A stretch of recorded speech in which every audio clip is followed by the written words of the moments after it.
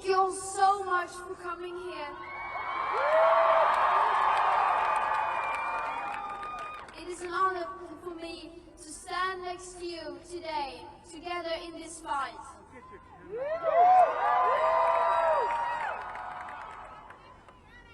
And it is great to be in Los Angeles and in California. And I want to say a special thank you to the youth organizers in Los Angeles who made this possible.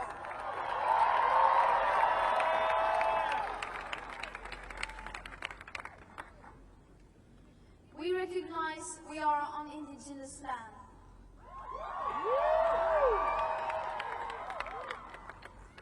The village of LA is Yanga. The people were Yavatan. Now they are often called Gabrielino Tongva for the entire Los Angeles basin.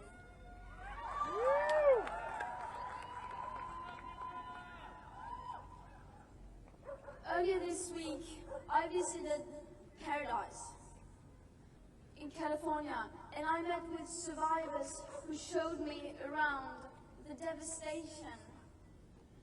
Street after street with no houses left. I heard heartbreaking stories. 18,000 buildings were destroyed, and at least 86 people died. Today, in California, we can see the wildfires happening just around the corner. Wildfires that are being intensified by the climate crisis. But it's not just here. Everywhere around the world, we can see these horrible environmental feedbacks that countless of people are suffering and dying from. Right now, we are living in the beginning of a climate and ecological breakdown. And we cannot continue to look away from this crisis anymore.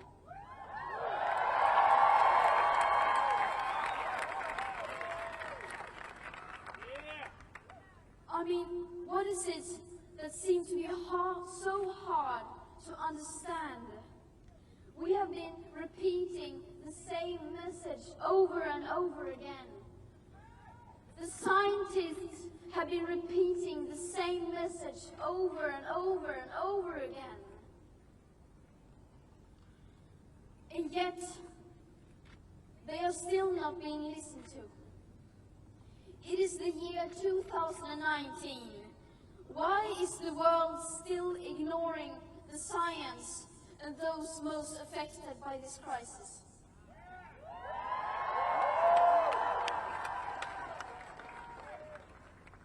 Why are the people in power still pretending that everything is fine, and as if we could just continue to live like now, as if there was no tomorrow?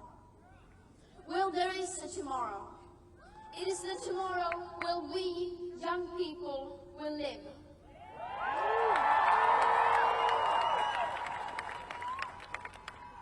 And we need to fight for that tomorrow, and we need to protect it as if our lives depended on it, because it does.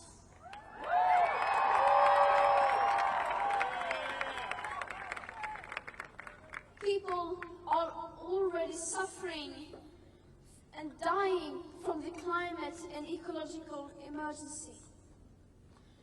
And it will continue to get worse. Doesn't this mean anything to the decision makers? We will, and I will never understand how they can put short-term interests above human lives, above the planet itself, and our very futures.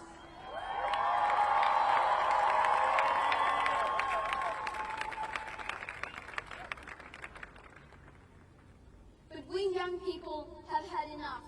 We say no more.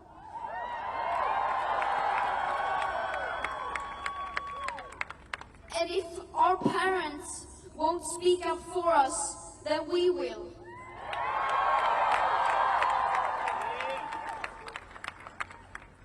We have drawn the line, and we will make sure that the people in power don't get away with continuing like now.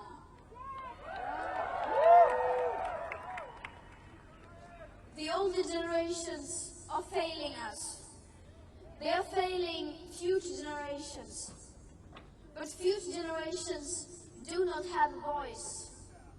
And the biosphere doesn't have a voice. So we will be the voice that speaks up for them.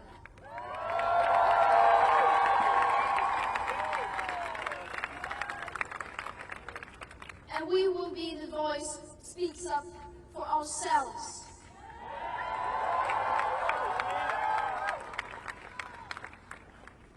And that right now, that is what we are doing. We are speaking up. And that is what we will continue to do every Friday when we strike and every single day that goes by.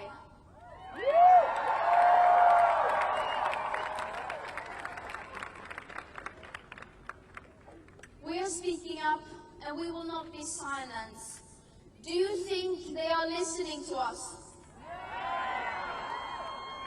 Well, we will make them listen.